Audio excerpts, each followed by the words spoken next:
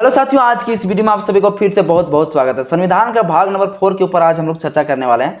संविधान का भाग नंबर जो 1, 2, 3 पूरा कंप्लीट करा दिया है। संविधान का भाग नंबर 1 में जो है 1 से लेकर 4 अनुच्छेद था। संविधान का भाग नंबर 2 में जो है 5 से लेकर 11 अनुच्छेद था। संविधान का भाग नंबर 3 में जो है 12 से लेकर 35 अनुच्छेद है। संविधान का भाग नंबर जो 4 है उसमें 36 से लेकर 51 तक अनुच्छेद है। तो आज जो संविधान का भाग नंबर जो 4 है उसके ऊपर हम लोग पढ़ेंगे 47 और 48 और 49 अनुच्छेद, चूँकि 36 से लेकर 46 तक अनुच्छेद में संविधान का भाग नंबर 4 में मैं वीडियो अपलोड कर चुका हूँ। यदि वो सब वीडियो आप लोग नहीं देखे हैं तो वो वीडियो को सबसे पहले देख लीजिएगा। आप लोग डिस्क्रिप्शन में मैं लिंक दे दूंगा। चूँकि देखिए, हमारे लोग जन संविधान के बारे में बात बहुत ज़्यादा करते हैं, लेकिन संविधान का ज्ञान थोड़ा बहुत कम है।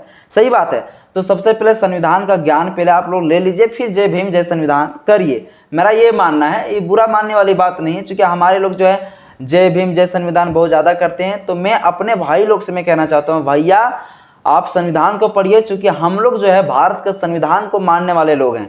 जब भारत के संविधान को मानने वाले लोग हैं तो भारत का जानकारी पहले संविधान का तो रखना पड़ेगा ना। तो उस चीज़ को पहले जान लीजिए आप लोग। तो संविधान का भाग नंबर 1 को देख लीजिएगा, भाग नंबर 2 देख लीजिएगा, भाग नंबर 3 भी देख लीजिएगा पूरा तरह से। संविधान को बनने की जो प्रक्रिया है, बाबा साहब डॉक्टर भीमराव अंबेडकर का क्या भूमिका रहा संविधान को बनाने में, उन टोटल चीज़ों के बारे में कुछ बेसिक स्ट्रक्चर के ऊपर में भी वीडियो को लेक्चर में अपलोड किया हूँ, वो भी वीडियो को आप लोग देख लीजिएगा। तो संविधान का भाग नंबर जो 4 का अनुच्छेद है 47, फाइनल रूप में हम उसके ऊपर चर्चा आज हम लोग करने वाले हैं। तो चलिए, भाग नंबर जो 47 है उसमें क्या कहा गया है देख लीजिए। संविधान का भाग नंबर आप पहले बता रहा हूँ 36 से लेकर 46 तक मैं वीडियो अपलोड कर चुका हूँ, वो वीडियो आप लोग देख लीजिएगा। आज हम लोग जो है इसमें अनुच्छेद पढ़ेंगे। संविधान का भाग नंबर कितना हो गया, भाग नंबर 4 का जो अनुच्छेद है, अनुच्छेद कितना 47। अनुच्छेद 47 में देखिए क्या कहा गया। अनुच्छेद 47 में 2 से 3 पॉइंट के ऊपर चर्चा किया गया। देखिए, सबसे पहले आप लोग वीडियो को देखिएगा तो आपको पता चल जाएगा कि राज्य की नीति निर्देशक तत्व है क्या। संविधान का भाग नंबर 4 में जो है राज्य की नीति निर्देशक तत्व के बारे में आपको समझ में आ जाएगा। देखिए, राज्य का नीति निर्देशक तत्व बिल्कुल वैसा ही होता है जैसे भारत का संविधान में हमें भाग नंबर 3 में मूल अधिकार दिया गया है। मूल अधिकार क्या होता है, हमें जन्म से ही हम लोग को मूल अधिकार मिल जाता है। और संविधान का भाग नंबर 4 में जो है राज्य की नीति निर्देशक तत्व तो ऐसा होता है। राज्य मतलब यहाँ देखिए, राज्य किसे कहते हैं। राज्य मतलब ये ना समझना सिर्फ एक स्टेट को हम लोग राज्य कहेंगे, जैसे बिहार हो गया एक स्टेट, झारखंड एक स्टेट हो गया, इसको राज्य नहीं कहा गया। राज्य सभी को कहा गया है जहाँ पे एक नीति बनाने का शक्ति है। जैसे मान लीजिए विधायक के पास एक नीति बनाने का जो है नियम कानून बनाने का शक्ति है। एक मुखिया भी अगर अपना पंचायत के, वो भी एक राज्य कहलाएगा, स्टेट भी एक राज्य कहलाएगा, और भारत जो है वो भी एक राज्य कहलाएगा। तो राज्य डिसाइड करेगा भविष्य में किसी भी व्यक्ति को, जनता के लिए जो जरूरी चीजें हैं, उन जरूरी चीजों की आवश्यकता को पूर्ति करने के लिए जो नियम कानून जो बनता है, उस संविधान का भाग नंबर 4 में ही दिया गया है। कि भारत का संविधान का भाग नंबर 4 में क्या कहा गया है, भारत का संविधान का भाग नंबर 4 में ये चीज कहा गया है कि भारत सरकार या यानी कि राज्य सरकार, या तो फिर जैसे मुखिया हो गया, चाहे विधायक हो गया, ये लोगों के पास एक अलग शक्ति होगा और ये शक्ति इस्तेमाल करेगा जनता का जो मूल अधिकार है, कुछ मूल अधिकार के जैसा ही, मूल अधिकार नहीं बोलेंगे, मूल अधिकार जैसे ही, मतलब कुछ ऐसी चीजें हैं जो जनता की आवश्यकता का पूर्ति करना जो है जरूरी है। जैसे राशन कार्ड से क्या मिल जाता है, ये जन्म से ही नहीं मिलता है, लेकिन बड़ा हो जब होइएगा तो राशन कार्ड मिलेगा। तो राशन कार्ड क्या होता है, राशन कार्ड जब बनेगा 18 साल के बाद, जब जो शादी ब्याह हो जाएगा तब आपका राशन कार्ड बन जाएगा। तो राशन कार्ड बनने के बाद क्या, ये देखिए जन्म से मिला क्या, नहीं मिला, बाद में मिला। अब ये बाद में जो दे रहा है आपको, जैसे मान लीजिए आप बूढ़ा हो जाएंगे तो बूढ़ा हो जाने के बाद आपको वृद्धा पेंशन देगा। जिसका किसी का जो होता है हस्बैंड जब मर जाता है, तो हस्बैंड मर जाने के बाद क्या होता है, उनके जो पत्नी होता है उनको क्या मिलता है, विधवा पेंशन मिलता है, आवास वगैरह जो कॉलोनी वगैरह जो मिलता है, ये सब टोटल संविधान का भाग नंबर 4 में ही दिया गया है। कि ये राज्य डिसाइड करेगा कि किन व्यक्तियों को जो है, मतलब जनता को जो है जरूरी चीजें जो है, उन जरूरी चीजों को पूर्ति कैसे किया जाए। हाँ, लेकिन एक चीज और जान लीजिए कि स्टेट गवर्नमेंट, या तो जो यानी केंद्र सरकार, या तो फिर जो स्टेट है, जो भी यानी कि जो सरकार ये नियम और नीति जो बना के देना चाहेंगे, वो देंगे तो देंगे, और नहीं भी देंगे तो भी वहाँ पे जो है बोलिएगा कि नहीं, मेरा ये अधिकार है, हमको चावल क्यों नहीं देगा, ये मेरा अधिकार है जो है आप मेरा अधिकार को क्यों छीन रहे हैं, कि मतलब मेरा विधवा पेंशन क्यों नहीं दे रहे हैं। मान लीजिए सपोज दैट अगर आपके गांव में 10 लोगों को विधवा पेंशन मिल रहा है तो आपको भी मिलना जरूरी है। यहाँ आपको अधिकार है, आप इसके लिए लड़ाई लड़ सकते हैं। लेकिन पता चलेगा कि आपका क्षेत्र में किसी को नहीं दे रहा है, पूरा झारखंड में ककरो नहीं दे रहा है विधवा पेंशन, तो तुम उसके लिए लड़ाई नहीं कर सकते हो। हालांकि शक्ति दिया गया है भारत के संविधान की, ये सरकार नियम और कानून बनाएगा कि वहां के रहने वाले जनता की जो भी जरूरी चीजें हैं उनको पूरा किया जाए। तो सरकार अगर नहीं भी करना चाहेगा तो उसके ऊपर आप केस नहीं कर सकते हैं। जैसे मान लीजिए भारत का संविधान में मौलिक अधिकार है, मौलिक अधिकार अगर सरकार अगर छीनता है तो हम लोग क्या कर सकते हैं, उस सरकार के ऊपर भी हम लोग एलिगेशन लगा के एफआईआर कर सकते हैं। लेकिन आप राज्य की नीति नहीं दे सकते हो, तुम्हें जो चीज दिया गया है अगर वो सरकार देना चाहेंगे तो देंगे, और नहीं देना चाहेंगे तो आप उसके ऊपर जो है वो नौकरी नहीं मतलब केस नहीं कर सकते हो, है ना। जैसे मान लीजिए कॉलोनी हो गया, आपको मान लीजिए 2 साल हो गया कॉलोनी नहीं मिला, तो इसके ऊपर ऐसा नहीं कि सरकार के ऊपर केस कर दो भैया। जो कॉलोनी वाला मनरेगा वाला जो लोग हैं वो लोग अगर नहीं दे रहा है तो वो लोग थोड़ी देगा बाबू, सरकार ने तय करता है, वो लोग तो कर्मचारी है। तो वहां पर जाकर केस कर दो कि ये हमको जो है मूल अधिकार है मेरा, बोल कहा है मूल अधिकार को नहीं छीन रहा है, तो भैया वो मूल अधिकार नहीं है, वो नीति राज्य की नीति नहीं दे सकते। तो ये प्रावधान किया गया है कि सरकार डिसाइड करेगा देगा या नहीं देगा। अगर नहीं भी देगा तो तुम उसको कुछ नहीं कवा सकता, कुछ भी नहीं कर पाएगा, है ना। लेकिन अगर आपके क्षेत्र में सभी को दे रहा है, तुमको सिर्फ नहीं दे रहा है, तो ये समझ लीजिए आपको अगर नहीं दे रहा है तो ये गलत है ना।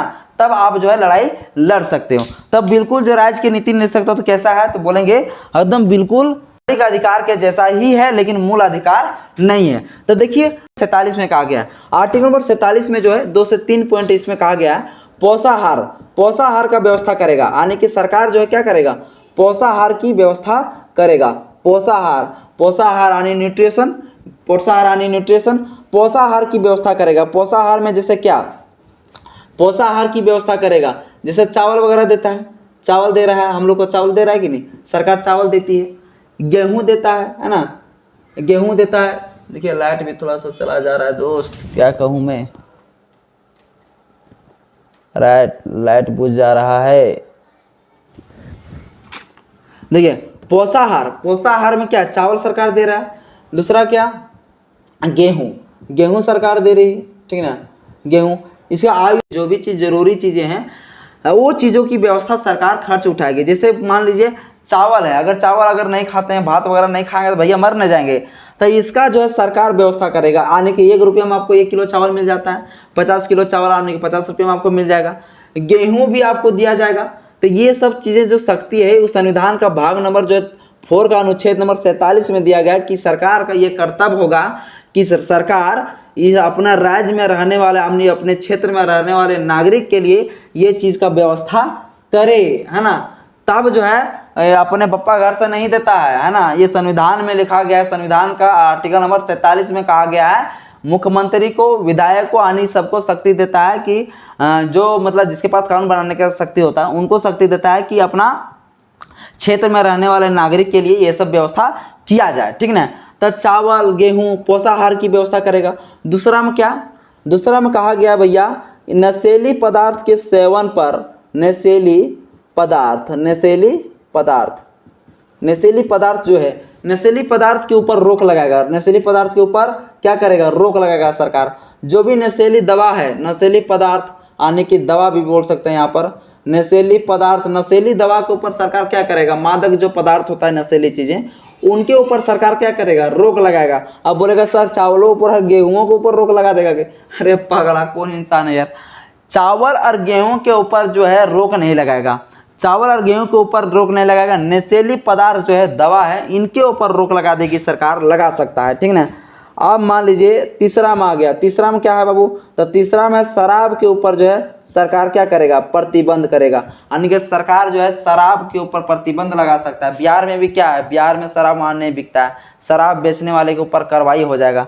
चूँकि संविधान का भाग नंबर 47 में जो भाग नंबर 4 का जो अनुच्छेद है 47, इस 47 में ये अधिकार देता है उस सरकार को कि वो रोक लगा सकता है, शराब के ऊपर प्रतिबंध लगा सकता है उस राज्य की में रहने वाले नागरिक को सुरक्षा के लिए, है ना। ये हो गया अनुच्छेद नंबर 47। अब अनुच्छेद नंबर 48 क्या है, चलिए देखते हैं। अनुच्छेद 48 क्या कहा गया, अनुच्छेद 48, अनुच्छेद 48 में क्या कहा गया, देखिए अनुच्छेद 48 में क्या कहा गया। अनुच्छेद 48 बहुत ज़्यादा इम्पोर्टेंट है, बहुत ज़्यादा इम्पोर्टेंट है। बोला है अनुच्छेद नंबर 48 में ये कहा गया है कि जो भी, इसमें कृषि के बारे में बताया गया है, क्या किसके बारे में, कृषि के बारे में, एक दूसरा पशुपालन के बारे में इसमें बताया गया, पशुपालन, पशुपालन, पशुपालन, पशुपालन में कौन सी पशुपालन, दुधारू, दुधारू जो दूध देता हो, दूध देने वाली हो, गाय बकरी है ना, दुधारू, इन चीज़ों के बारे में बताया गया। इसमें कृषि के बारे में और किसके बारे में, पशुपालन के बारे में। कृषि को इंग्लिश में हम लोग बोलते हैं एग्रीकल्चर, क्या कहते हैं, एग्रीकल्चर। तो इसमें कहा गया है कि अनुच्छेद नंबर 48 में कहा गया है कि सरकार जो है क्या करेगा, सरकार जो है कृषि करने के लिए जो है व्यवस्था कराएगा, कृषि करने के लिए व्यवस्था कराएगा। कौन कराएगा, तो राज्य कराएगा। राज्य के पास जो है ये शक्ति होना, राज्य को ये शक्ति देता है, राज्य को ये ताकत देता है, ये कर्तव्य देता है संविधान का अनुच्छेद नंबर 48 कि राज्य क्या करेगा, जो भी किसान लोग हैं उन किसान लोगों के लिए जो है कुछ अलग व्यवस्था देगा, कुछ एकदम व्यवस्था देने का काम करेगा, जिससे कृषि जो करता है, जो खेती करता है, उन खेती करने वाले लोगों को क्या होता है, जो मशीन होता है जैसे हल वगैरह जोतने का जो है वो लोन में भी मिल जाता है। यानी कि 40% अगर सब्सिडी है तो 60% मान लीजिए, 40% आपको छूट मिल जाता है, लोन से आपको साधारण रूप से मिल जाता है। आप अगर मान लीजिए चावल वगैरह, धान वगैरह, बीज वगैरह खरीदना चाहते हैं तो वहाँ पे भी आपको क्या मिलता है, सस्ती में मिल जाता है आपको।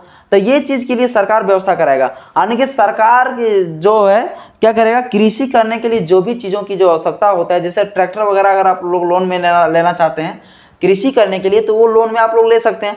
इनके ऊपर सरकार जो है बहुत कम टैक्स लगाता है। जो लोगों के, किसान के लिए, जो खेती के लिए जो जरूरी चीज़ें हैं, उन जरूरी चीज़ों में जैसे खाद, उर्वरक, यूरिया, इन चीज़ों के ऊपर सरकार क्या करता है, टैक्स थोड़ा कम लेता है। क्यों, क्योंकि ये चीज़ जो है किसानों के लिए ज़्यादा इंपॉर्टेंट है ना।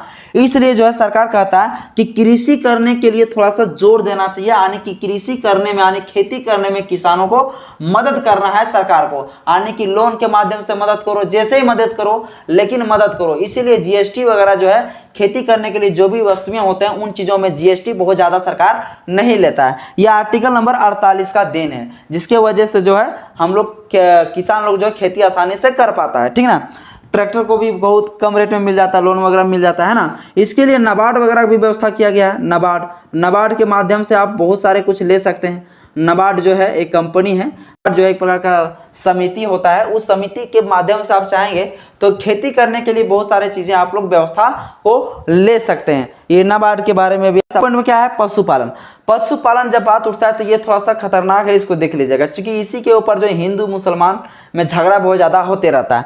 पशुपालन, इसके पशुपालन के बारे में कहा गया है कि सरकार जो है पशुपालन में क्या करेगा, मदद करेगा। पशु को पालने में क्या करेगा, आर्थिक सहयोग करेगा। पशुपालन के लिए बहुत सारे विभाग बना होता है, वहां पे जाके जो है आप पशु जाके ले सकते हैं, लोन में भी ले सकते हैं, फ्री में भी ले सकते हैं। सरकार डिसाइड करता है कि फ्री में आपको दे या कि लोन में दे, है ना। और इसमें कहा गया है कि पशुपालन के जो दुधारू है, जिसे क्या हो, आर्थिक सहयोग हो, लोगों को आर्थिक मजबूत होता है, जिसे आर्थिक सहायता मिलता है, जिस पशु को पालने से उन चीज़ों को हत्या ना किया, रोक लगाया गया है। संविधान का जो है अनुच्छेद नंबर 48 में कहा गया है कि पशुपालन जो दुधारू वाला जानवर है उन जानवरों को हत्या नहीं कर सकते हो। अब यहाँ बात उठ के आता है हिंदू मुसलमान में, क्या आता है, हिंदू मुसलमान की बात उठता है। हिंदू लोग क्या करता है, गाय को पालन करता है, ठीक ना, क्योंकि हिंदू और मुसलमान में बहुत लड़ाई होता है भैया। अब मुस्लिम लोग क्या करता है, इस गाय को काट देता है ना, गाय को, बैल को काटता है और खाता है ना। अब यहाँ पे देख लीजिए, ध्यान रखिएगा, हिंदू लोग गाय को पाल रहा है और मुस्लिम लोग इस गाय को क्या कर रहा है, काट रहा है। क्या कर रहा है, गाय को काट रहा है, इसको पाल रहा है, इसको काट रहा है। हम क्या कहा गया इसमें, आर्थिक वाला, ध्यान देना कि जो आर्थिक रूप से सहायता करता हो पशुपालन, जो पशु हमें आर्थिक रूप से मदद करता हो, उन पशुओं का हत्या आप नहीं कर सकते हो, ठीक ना।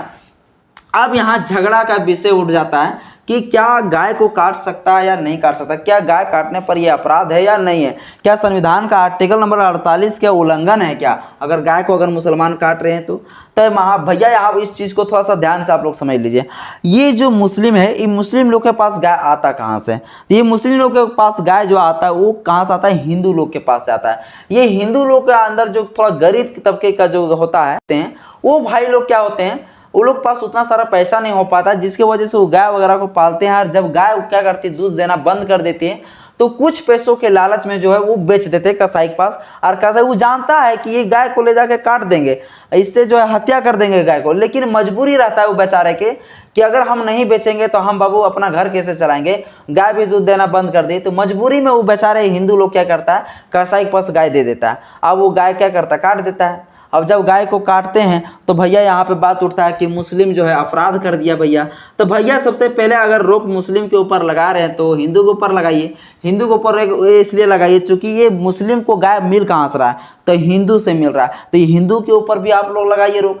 अब बात यहाँ फिर इसी प्रकार से उठ के आता है, सुप्रीम कोर्ट ने भी बहुत सारे जजमेंट दिया कि गाय जो है, देखिए इसमें स्पष्ट कहा गया जो आर्थिक रूप से जो मदद करता हो, जो दुधारू हो, अगर दूध वो दे रहा है जिससे आर्थिक उस व्यक्ति को मजबूत हो रहा है, तो वो चीज़ को आप हत्या नहीं कर सकते हो। मान लीजिए आप गाय हत्या जो है दूध देना बंद कर दी, अब जब गाय दूध देना बंद कर दी तो वो तो आर्थिक नहीं मदद कर रही, अब तो गाय को हत्या कर सकते हैं ना, अब तो हत्या कर सकते हैं, ये तो अपराध नहीं है।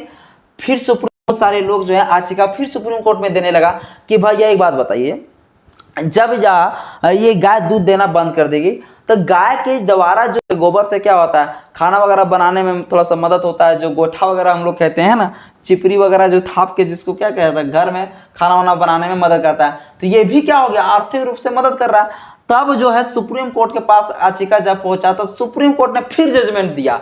सुप्रीम कोर्ट ने जजमेंट ये दिया कि गाय जब दूध देने बंद कर देती है तो गाय के द्वारा जो गोबर होती है वो गोबर जो देती है, और गाय के द्वारा जो मूत्र होती है उनसे भी क्या होता है, हमारे लोगों को समाज में जो आर्थिक सहयोग हो रहा है, सहायता हो रहा है, इसलिए गाय के ऊपर, हत्या के ऊपर क्या होना चाहिए, रोक लगाना चाहिए। अब ऐसी स्थिति में भैया सिर्फ मुझे मानना है कि हिंदू और मुसलमानों के बीच में जो ये विवाद होते रहता है, तो सरकार सबसे पहले जो है इसके ऊपर एक अलग कानून बनाना चाहिए। वो कानून क्या बनाना चाहिए कि एक गौशाला होना चाहिए, और गौशाला में क्या है, सरकार जो है उस गाय लोगों को जो दूध वगैरह देना बंद कर देती है, उन गाय को जो है वहाँ पे गौशाला में छोड़ देना चाहिए, और सरकार को जो उसके ऊपर जो है खर्च उठाना चाहिए। यहाँ तो भैया जनता लोग मर रहा है भूखे प्यासे, गाय को पीछे सरकार ध्यान देगा, कौन पागल है सरकार जो इतना ध्यान देगा। तो इसके ऊपर अभी विशेष कोई कानून नहीं बना, लेकिन इतना आप जान लीजिए कि जो आर्थिक रूप से जो मदद कर रहा है उस पशु का जो है आप हत्या नहीं कर सकते हो, नहीं काट सकते हो। इसी के ऊपर जो है चर्चा यहाँ पे निकल के आ गया। तो आर्थिक जो पशुपालन की व्यवस्था किसमें कहा गया, तो आर्टिकल नंबर 48 में कहा गया कि पशुपालन की व्यवस्था सरकार कराएगा। और इसमें जो पहला पॉइंट था, कृषि के ऊपर जो है सरकार जो क्या करेगा, सहायता कराएगा। किसान अगर खेती करना चाहता है तो वहाँ पे सरकार जो है ये कर्तव्य होगा कि खेती करने के लिए कुछ मदद सरकार करे किसान लोगों को, ठीक है ना। तो आर्टिकल नंबर 47 और 48 आप लोगों को समझ में आ गया।